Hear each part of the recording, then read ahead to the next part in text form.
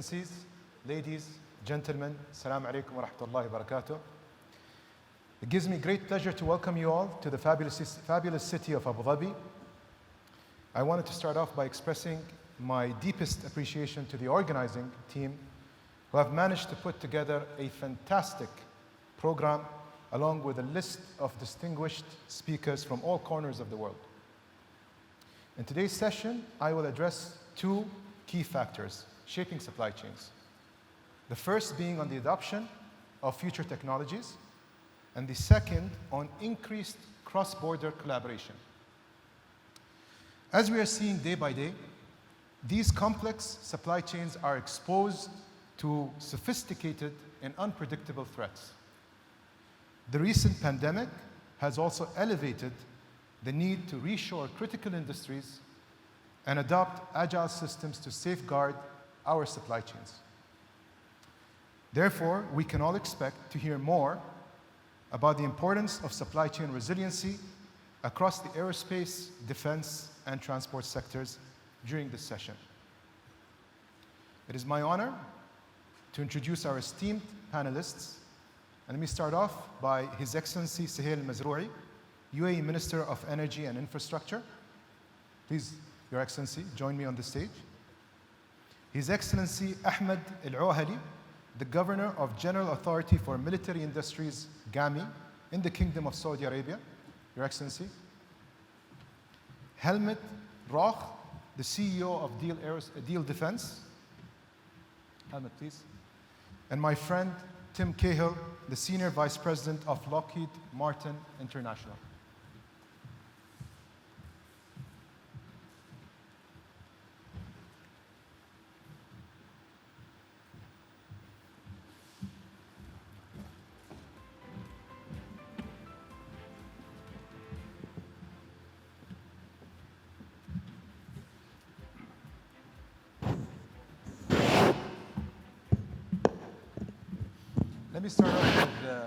Let me start off with Minister Mazroui. Minister, the UAE has made significant investments in the transport infrastructure. And we've built here in the UAE a solid foundation for our industrial supply chains to thrive on. The disruption caused by COVID-19 has caused many challenges. Can you share your insights on how the UAE dealt with this disruption and how it affected the transport sector locally, regionally, and globally? Sure, Badr. First of all, it gives me great pleasure to welcome you all to this great event that Abu Dhabi hosts yearly and bring us all together to discuss the defense and how can we improve the systems and the collaborations among us. Of course, the United Arab Emirates early on invested a lot on its infrastructure related to the maritime, logistics, until it got to a position where it became one of the leading, the top 12 countries in the logistics, and our port and infrastructure offers some of the best sophisticated systems which enabled us, even during the pandemic, to play a key role in not only ensuring that the continuity of the business is there, but also to help many countries to deal with the pandemic.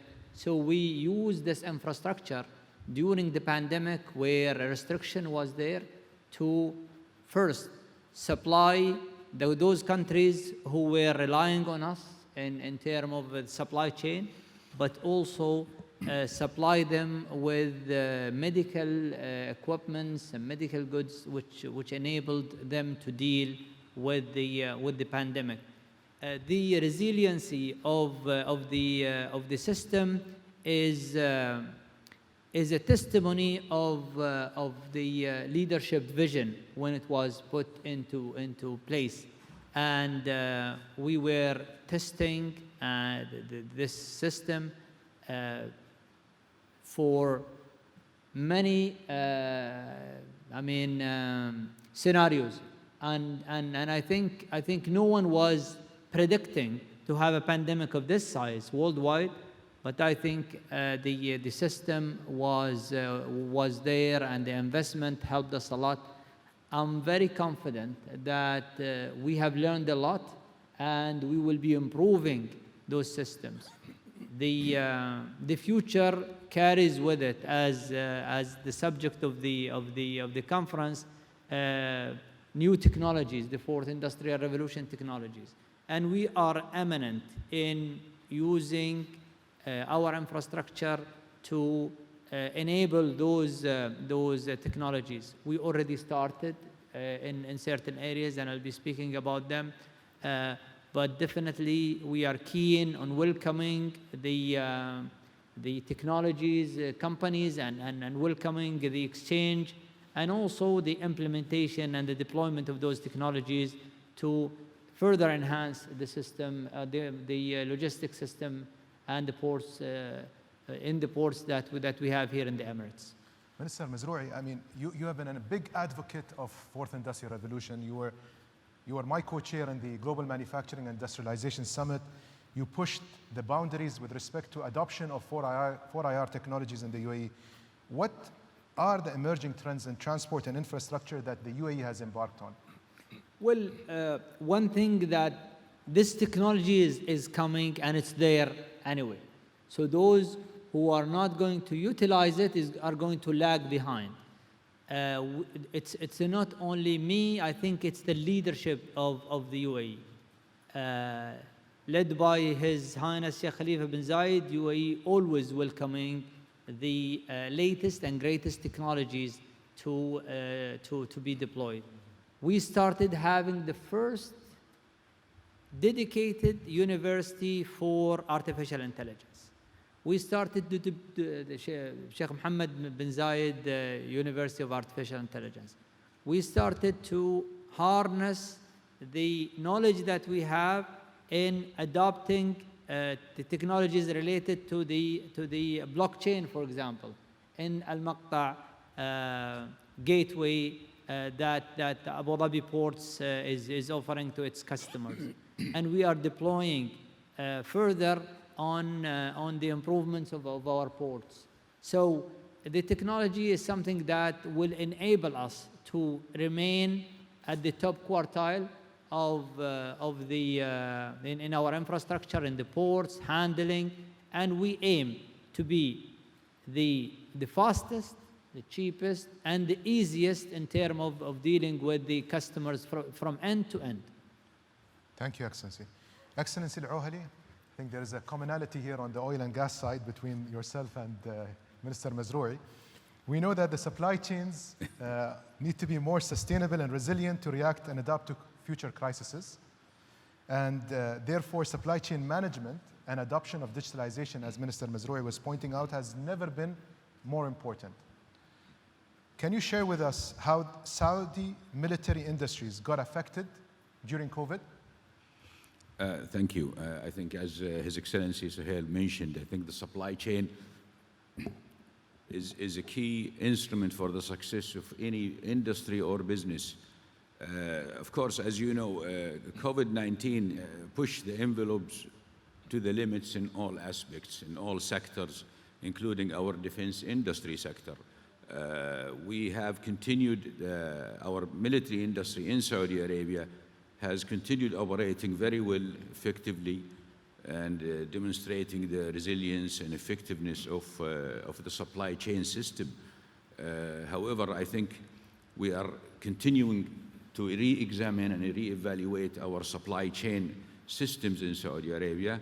We are re-examining also our inventory holding strategies and planning.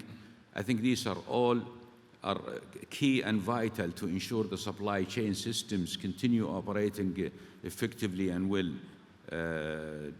I think it was a true demonstration of how the prior planning between the end users, the industry itself, and the supply chain globally within Saudi Arabia, within our allies and friends also, had worked very well. I think establishing state-of-the-art logistics hubs, fully automated, is very vital and key to the success of the industry. I can say in brief, I think we have tested our supply chain system. There are still more to go, I believe, in order to be sure it is more sustainable in the future. Excellency, can you tell us if there were any technological measures or did the government play a role in driving efficiency across the supply chain during that time? Definitely, I think the ICT is one of the visions in Saudi Arabia, 2030 visions, and the Kingdom of Saudi Arabia have spent or invested, I would say, billions in establishing a strong and robust ICT systems that really help the supply chain, help the logistics at the port, and help also in sourcing materials for the industry, as well as others like food and other things. Just to give you an example, how robust is the ICT in Saudi Arabia. During the COVID year, the average person used 920 megabyte data per day, which is about 3 times of the global average. The summer of 2019, during the Hajj, the pilgrim, just a few months before COVID, the amount of data that was used during this season, which is about 1 week, is about 39 petabytes. And that's 6 times what was used in the, I remember in the FIFA 2008 FIFA World Cup. So that gives you an indication of the robustness and the resilience of the IT and ICT system. And it did help. Again, I would repeat that I think the infrastructure is there. The key thing is how you link it with end users, the prime industry, and the supply chain globally. Maybe that's a good segue into Europe. Let's talk about Europe. Helmut, if I may. The height of the pandemic, arms companies across Europe implemented measures that included stopping production or even reducing the capacity of production, right? And I think production till today is not at pre-crisis level. What was your experience in Europe and Germany? And how did Deal sort of respond and got affected by this disruption? So in Europe, if I'm looking back when COVID started... Helmut, may I ask you just to bring the mic a little bit closer to yourself? Excuse me, do you hear me now better? If you are looking to Europe when COVID started, we had different time intervals, and it started mainly in Italy. Italy was heavily affected, then it was spread to Spain and France, and therefore in Germany we were lucky that we had some time to prepare for the COVID situation, so we could prepare our employees, our company, and therefore we were not affected as much as the other countries. If I'm looking, for example, to Deal, to our company, we have 70,000 employees, and we are really lucky that only 44 people were really infected. We had no deaths in this situation. If we are looking business-wise to the Deal company, we have 5 major divisions and we have 2 extremes regarding the COVID. One is the aviation business, one extreme, and the other extreme is the defense business where I'm responsible for. The aviation business, business-wise, was really affected very much because the total sales was reduced roughly by 50%, but not because of the supply chain. It was mainly because nearly no airplane was flying anymore, as still is the situation today, and therefore there were much less orders. If I'm looking to the other side, to the defense side, we could fulfill all our obligations towards our customers. So that means our sales was nearly like we have planned, and also new orders, we even have 50% more new orders than we had in 2019. And why we had these additional new orders? Because I think the customers, the countries, they understood today we have COVID, it came by a surprise.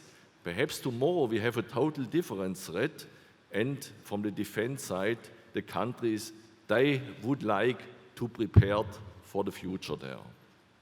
Let me put my Mubadala hat on, all right? So I'll ask you this question. I want to know if the European arm industry is in the process of consolidation to protect its supply chain. Is this an opportunity for business to invest in?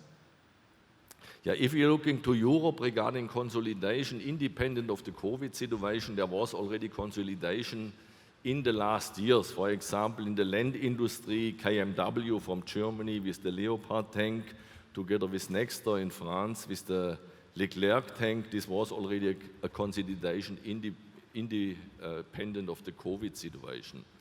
I personally believe we should not overestimate that it is necessary to additional big consolidation based on COVID, because our experience was in all this COVID situation that we had a big advantage that we had suppliers, long-term suppliers with a lot of trust, a long-term partnership, and these were SMEs, small, medium-sized enterprises, because these small, medium-sized enterprises, they were very, very flexible in the COVID situation. They were very innovative. They made major step in the digitalization, and they were also able, let's say, to teach their employees to have, let's say, to use all the innovation and motivation to cope with the situation. Therefore, I believe we need a good mixture between SMEs and large-scale companies, global players, to sustain also the future challenges that we will have in the next year in the world. Fantastic.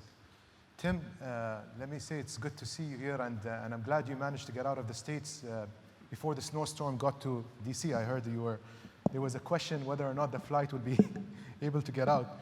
But let me say, the aerospace and defense organizations, I mean, even our organizations here in the UAE, we worked very hard last year, right, to mitigate the consequential losses that were expected to hit us as a result of COVID. Part of that recovery process included opportunities for us to adopt smarter supply chains. What were some of the biggest challenges that Lockheed had to deal with given the current disruption? Well, good morning, and thank you. It is a pleasure to be here. I would say our biggest challenge was I think similar amongst most of industry and our supply chain as well, and that was to first we have to balance keeping our employees safe, adapting particularly our production lines where folks have to operate in close proximity, adapting those in a way that allows us to remain safe. Second, to ensure that our customers are continued to serve. The threats have not gone away. The world isn't any less dangerous. It may be, folks may be distracted in places, but our adversaries are working just as hard as they were before, and countries need our products just as rapidly as they did before. So we weren't about to slow down. And then finally, just being good corporate citizens anywhere we are in the world, both at a company level and with our employees, to be part of those communities we serve and to help them respond and to ensure that we are helping the situation instead of contributing to it. And so balancing all those things, I think, was the challenge that we had and our supply chain had as well. We adopted new work techniques and shift techniques to try and keep our folks further apart.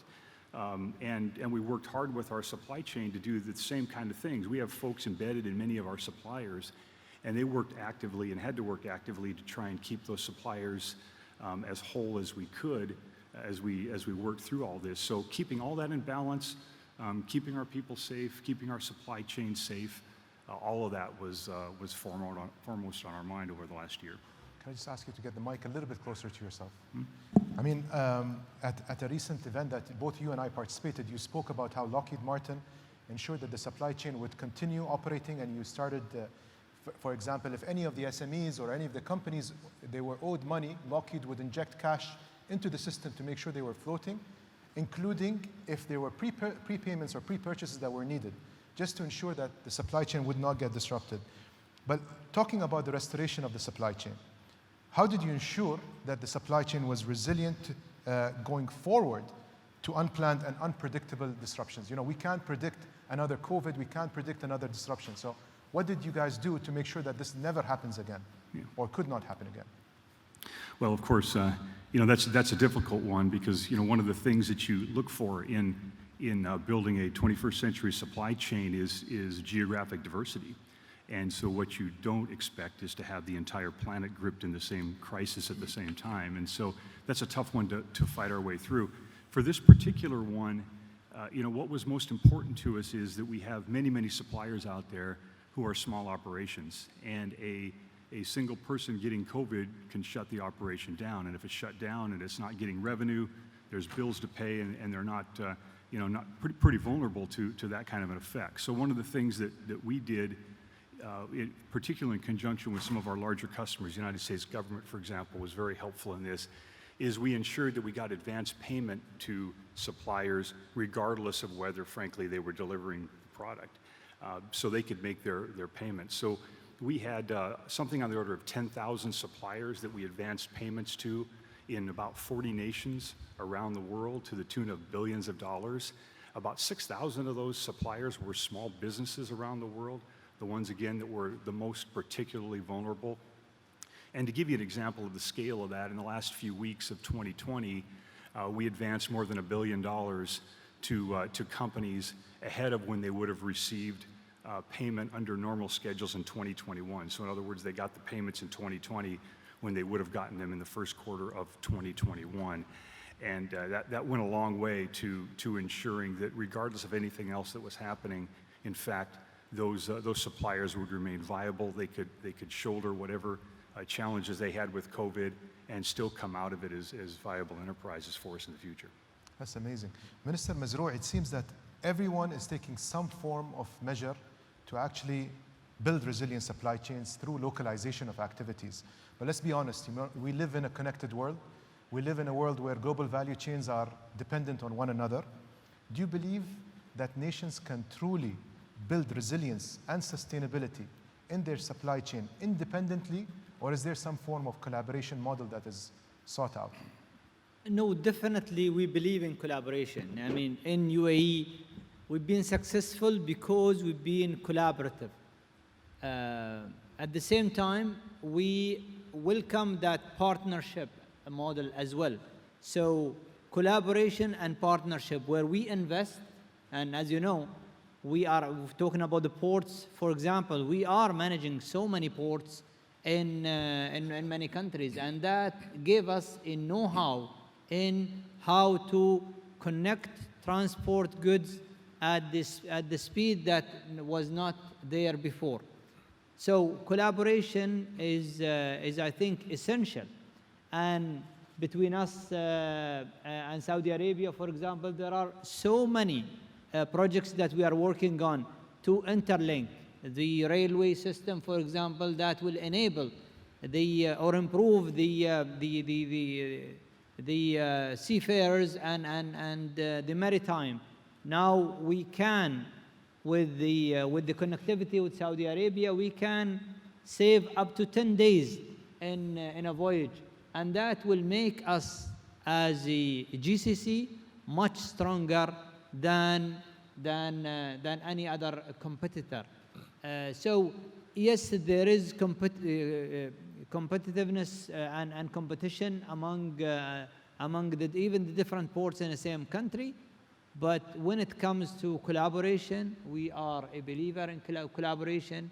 I think we have established a network that led us to where we are today, but we are not happy just sitting and enjoying the position that we have. We are always working to improve, and we will always extend our arms to everyone who would like to collaborate with us. Our aim is not a regional position. Our aim is an international position, and we are ranked among, as I said, some of our ports are ranked among, the second. We have the Fujairah ports in the bunkering, for example, it's number 2 in the world. And that you cannot get to that position with size only. It's connectivity and it's the trust you build. So we are working. I think we are working with Saudi Arabia. We're working with the other GCC countries. We are working regionally and internationally to hopefully make UAE a destination of choice for logistics and for transportation. Actually, it was one of the main points that a lot of the US companies used to ask us in terms of collaboration with Saudi companies, and I can say very proudly that we have been in discussions with Saudi Arabian military industries as well as aerospace entities to find avenues for cooperation where we complement each other. Minister Mazrou, so what do you see the future being, right? Let's think about it in the context of technology, competitiveness, and even international cooperation and collaboration? Well, I personally, and I think that our leadership as well, believes on the continuous moderation of our technologies and what we have. Now, the fourth industrial revolution technologies are becoming a reality. We start deploying, as I mentioned earlier, in Al-Maqta', the blockchain. It's the first gateway where you can enjoy these technologies, and we are building systems around AI, and but cybersecurity is something that we need to take into consideration. Cybersecurity is a threat, and we need to continue working to ensure that we have a good grip on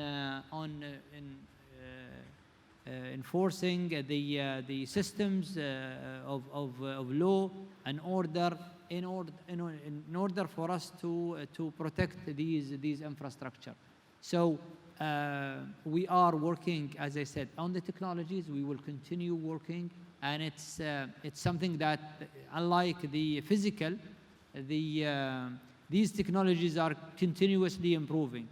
Now, autonomous ships will come one day. Are we ready for it? The alternative fuels to the ships, reducing the emissions. All of these are subjects that are going to come and will become either an opportunity or a drawback for those who are not investing in it.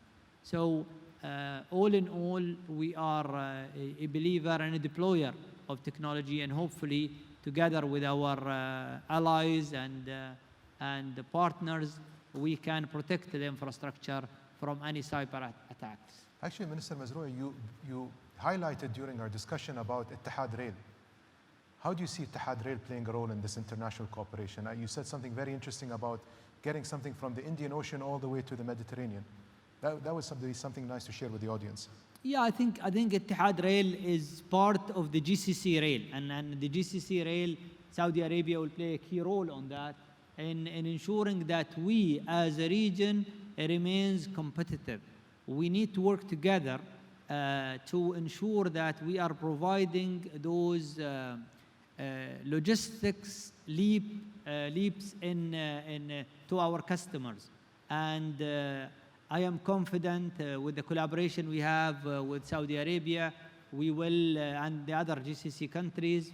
Iraq is also important, and the ports in Iraq are important. They could link us as well to the Mediterranean. So all of these interesting projects between railways and improving the ports will enable us first as a country and also as a region to be very competitive and attractive to many countries. China, for example, is looking to build the One Road, the new Silk Road initiative, and we could be an enabler in that project, as well as helping our allies in the US and in Europe to also ensure that they get their goods and they get the goods from the East efficient and fast and with the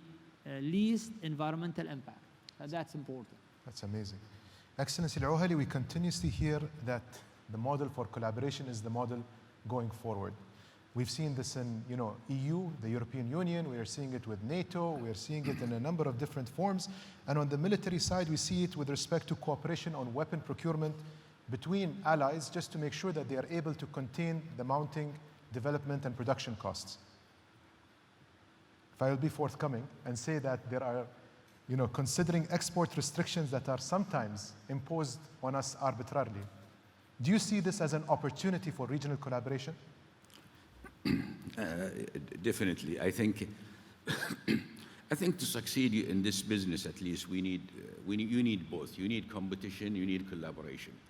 I think you need collaboration in order to have a joint investments, joint R&D, as His Excellency Suhail mentioned, that you cut cost. It gives you more agility, it gives you more flexibility in developing technologies. You need competition in order to have some sovereignty, some independency. We work with a lot of our allies and partners. There are some restrictions sometimes, so you need to be equipped and ready to work independently in some cases. We, for example, in Saudi Arabia, we are starting a new military industry. We put a vision to localize about 50% of our spending by 2030. It's very ambitious, very aggressive, I would say, vision, but with the help of our friends and allies, I'm sure we will be making a very good pace. In order to achieve this, for example, we are planning, and we have put the plans to, currently, for example, we are spending about 0.2% of our armaments on R&D in Saudi Arabia, which is almost nothing. Our plan by 2030, we should be achieving about 4%, which is the global average. And it takes a lot of effort for collaborations with UAE, with US and Europe in order to be able to reach to that level. So I would say, yes, collaboration is very important. Sometimes when you have a joint requirements for collaboration, different countries, they have different needs on the same weaponry, and that may create some inefficiency or increase in costs, and maybe Eurofighter is one of the examples. So you have to be agile. You have to be, it's a case by case, where you say, I want to collaborate on such basis, or I need to have my sovereignty as a priority for that. So we are looking at it as a case by case basis. That's interesting to be able to achieve the balance between cooperation and competition. And I can imagine that more in the context of physical activities, but also even in technology to be able to cooperate together. Absolutely. But what would be your view in terms of the future of the defense industry regionally and globally, and how do you envision Saudi Arabia to be playing a role? As I mentioned, I think the government has put a plan that we'll be investing in excess of $10 billion in the military industry in Saudi Arabia over the next decade, and equal amounts in research and development. I think it requires a lot of collaboration in terms of the research and development, which I mentioned a while ago. As of today, we have for the last 2 years, we have issued about 114 licenses for 70 companies in Saudi Arabia. About 20% of them are foreign joint ventures or full ownership by the foreign companies. We have established an incentive program where foreign investors, they can own 100% of their investment in Saudi Arabia and be eligible for all the incentives, financial and otherwise, to develop the industry. We are working, for example, with Tawazun and UAE and EDGE in order to establish technology partnership and joint ventures. We're working with Lockheed Martin also. We have Saudi SAMI, which is a Saudi military industry corporation, that they are now on the verge of having several joint ventures and technology partnership with our friends and allies. So I think we are taking it now with a lot of challenge. We are taking it with a lot of passion, and we will definitely, inshallah, achieve our goals. Tim, building on this sort of future of let's say, defense sector, and which is pretty much shaped up by the future of conflict. And one thing that we're seeing, that the future of conflict is becoming more inward, in country, as opposed to country versus country. It's becoming more militia warfare. It's becoming more difficult to distinguish between good and bad. How does Lockheed Martin see supply chains evolving as a result of this sort of reshaping of what the future of conflict looks like? Yeah, so I think some incredible, exciting technologies that are out there that are just coming to the forefront. And Badr, you and I talked about these a little bit the other day. Everything from hypersonic systems, high precision, advanced materials required in the air defense, particularly aspect of that particular problem, all the way to, if you take the civil side, for example, with good defense applications. The Perseverance mission this week to Mars. We had a big part of the aeroshell and the deployment system for the helicopter flying on Mars. So some really exciting things out there. I think the technology that we think is most critical going forward is, what we've been referring to as our 21st century warfighting capability. And it's really about how do you tie together systems in the future to be able to fight with everything you have synergistically, where all the information that you have as you're facing an adversary is immediately available and processed to all of the entities that you are bringing to bear in that particular fight. And so some of the things that you can imagine that are important in all of that, things like machine learning, artificial intelligence, edge computing, high-speed networks, 5G networks that are secure and safe and anti-jam, so that you've got full communications. All of that, bringing that all to bear simultaneously is critical to all of that. And drawn upon our supply chain and their ability to expand into those key technologies to become much more software-centric, much more reprogrammable and resilient when faced with a threat that is evolving rapidly is of critical importance to us. And I think expanding our supply chain to beyond perhaps even traditional companies, bringing in companies like Microsoft and NVIDIA and others that are involved in cloud computing and involved in the broader 5G efforts is going to be critical as well, and bringing that expertise and finding a way to weave it into our systems. So it's very exciting, very dynamic. We need to build resilient systems, and we need to build them rapidly to be prepared. Tim, I mean, when you look at these technologies, they have a lot of vulnerabilities as well, right? And you mentioned, and so did Minister Mazroui, regarding the cyber threats. So do you think, or do you see Lockheed becoming more of a software company to be able to address these cyber threats? What will the future look like in terms of the sort of digital supply chains? Well, we've always liked to say we are a software company. We actually write more lines of code than Microsoft does every year. So we're pretty proud of that heritage. But I think in general, your observation is correct. Everything is going to be software driven. We're in an age where your refrigerator is talking to your network. For example, I mean, there's almost nothing that's being produced that doesn't have capability to be part of that broader network. So I think that is going to be important, getting our supply chain digitized, and where all the components, everything from the requirements up front of the system, all the way through the engineering, all the way through the sustainment activities and the monitoring of those systems that are flying, being able to gather all that information digitally and avoid paper and gaps is going to be of critical importance. But to your point, then all of that is out there, and all of that is vulnerable, and it's not just vulnerable in our systems at for example, Lockheed Martin, or one of the big defense companies who put tremendous resources, we do, into cyber and protection of that, but you have it distributed among those, as I mentioned, 10,000 companies out there who are part of our supply chain. So it's critically important, as more and more capability is put online, that we spend as much time on the defense and protection of those systems, both the information and the operation in a wartime environment, as we do in the actual capabilities that we're putting into the systems to begin with. Helmut, if I may, speaking about the future of conflict, one of the things that we've seen is that a lot of threats are coming through drone swarms to destabilize critical infrastructure, to destabilize supply chains. Is Diehl doing anything in this regard to protect and sustain the supply chains from the future threats?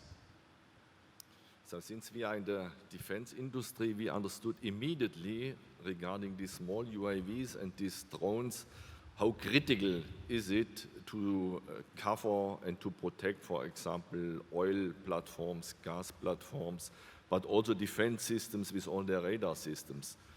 Therefore, we started to develop a totally new technology. We call it HPEM, High Power Electromagnetics. And we developed the system. It's called now Skywolf or Guardian, depending on the application. And we achieved results that with these high power electromagnetic systems, we can defeat now easily drones, and it has a big advantage that we can defeat against drone swarms. Why we can defeat drone swarms? with this system, because it's not necessary with this system that we are shooting individually on every drone, like with a laser, like with a gun, because these electromagnetic pulses will infect all drones in parallel. So the system consists of 3 major components. It's a small radar to detect the drones. Then there's a small command and control center to decide if the drone should be killed. And then it will be steered a so-called HPM horn in the direction of the swarms. Someone is pressing the button, deciding I want to kill the drones, and then they are really falling down from the sky, or depending on the distance, they are going to a reset position or going back to their home position. And this system has also the advantage that it is not like a jammer who is only jamming, let's say, a remote control or a data link. It is also possible with this system to fight against drones which are fully autonomous and which are, for example, programmed in a waypoint navigation system. And I have to say, our experience is now, since the last year, we had to triple our team who is working with this, because we have so many interests from international customers, from defense mainly, but also a lot from the civilian part, because the threats which are coming over the next years and are already here, it's obviously that it's easy today with a drone for $100, $200 to kill a system in a value of 100 millions, and this is unacceptable. We have this system, we have also in 2 additional applications. One is a so-called car stop. That means you can integrate this HPM system in your vehicle in special forces, drive close to some other vehicle, press a button, and then the motor electronics will be stopped. The second application is also counter IED, and you are installing this system in a vehicle, and in front of the vehicle all these pulses will be transmitted, and the IEDs will explode in advance, or the electronics of these IEDs will be switched off. Going back to collaboration, Helmut, I mean, we're talking about more collaboration regionally, globally, etc. Does that come at the expense of protecting intellectual property? And what has been your experience in that regard? Our experience, and thank you for your question, the IP rights is always a big discussion in collaborations. So we, from Diehl, we are used to collaborations, to cooperations. For example, the air-to-air missile, the IRIS-T missile, we developed together with 6 countries in Europe. It was Norway, Sweden, Italy, Spain, and Greece. Together with Germany, we from Diehl, we were the prime contractor. And in these 6 countries, it was necessary to cooperate also with the individual industries, with small, medium enterprises, but also with global players. There were more than 20 companies.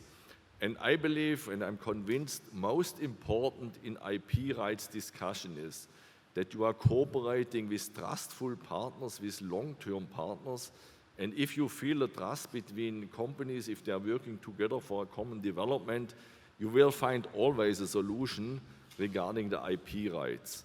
And our understanding is also, if a country is buying a new system, for example, for defense, and if you are looking now to the COVID crisis, these countries, they want to be independent of a supply chain. They want to have some rights for the systems, that the system can be supported even in a crisis like COVID. And therefore, it always given and take.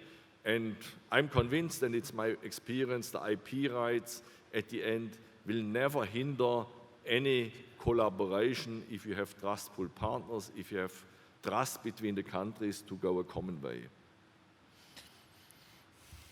In terms of conclusion, I mean, just to summarize some of the things that we spoke about today, we heard Minister Mazroui saying that we have built a world-class infrastructure in the United Arab Emirates that we could leverage a lot of the technologies on top of to be able to compete on a global scale. We heard from His Excellency Al-Ouhali about formulating and nurturing a balanced ecosystem for cooperation that would sustain and protect our supply chains. And I think Tim and Helmut were talking about the supply chains are very much sensitive to technological shifts and technological changes, and IP is something that can definitely be managed between them. So I just want to sort of push some final questions to our panelists. Minister Mazrou'i, what would you like to see from our global partners? Some of them are sitting here, some of them are in the audience, and some of them are going to be in the IDEX. But if there was one thing that you would like to see more from them, what would that be? I think what I would like to see is more focus on collaboration. I think we are allies, we're partners, whether we are here in the region, between us and Saudi Arabia, or the other GCC countries or the Arab countries. But this region could be a power hub for innovation. And what we would like to see and to promote here in the UAE is the promotion of innovation from the region. We cannot just rely on importing innovation from abroad. I think the technology that we have today will enable our universities and will enable our companies to work together in a more collaborative manner.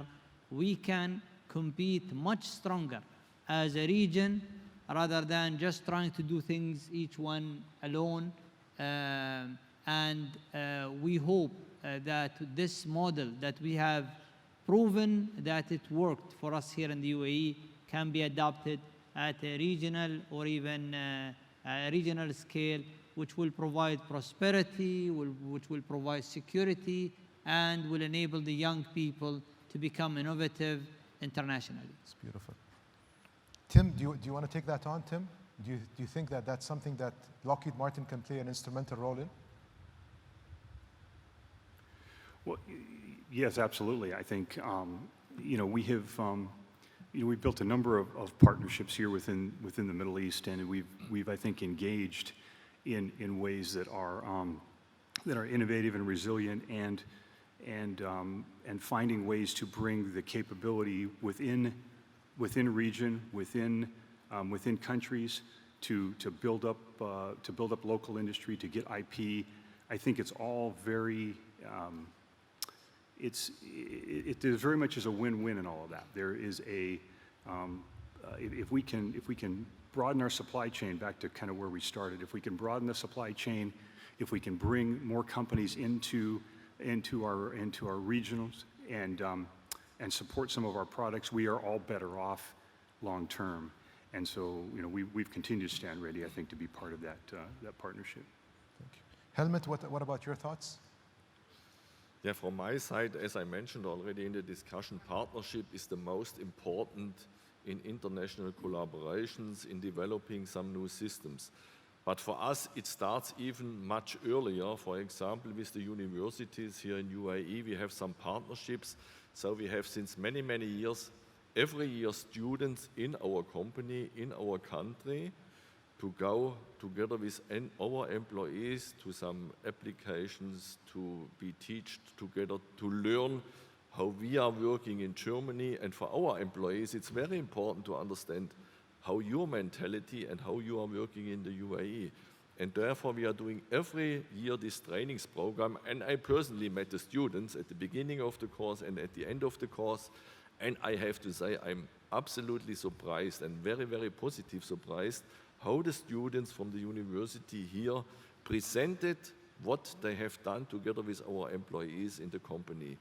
And I think this is a big proof for a good relationship, that if you are starting already with the students and later on the students are working in the projects when you are developing something together, and these students have then a much better understanding how to collaborate with international partners, and also our employees learned how to collaborate with the individual countries. And I have to say thank you very much to your university that you are offering your students this opportunity. Excellency Al-Ouhali, the technologies, the knowledge that is being incubated and developed in Saudi Arabia and the United Arab Emirates will hopefully spin off into other sectors. How do you see that playing out over the next few years? Good question. I think if we go back years, we will see that the mass majority of the technologies that changed our life it emerged or it came from the military industry and defense industry, such the GPS, the internet, the unmanned vehicle, the robotic in medicine. So the military industry is really the source or where the innovation that can migrate into the civilian or other domestic industry. We are at the early stage of developing our R&D. I think we are engaging, Mr. Suhail mentioned, we are engaging several universities and research centers in Saudi Arabia. We are building relationship with research centers outside of Saudi Arabia, within GCC and globally, in order to work on a joint technologies. Now, building on that, hopefully in the next decade or so, definitely we will see some migration of these technologies into different sectors in the pharmaceutical, in the construction area, building materials, and in the plastic.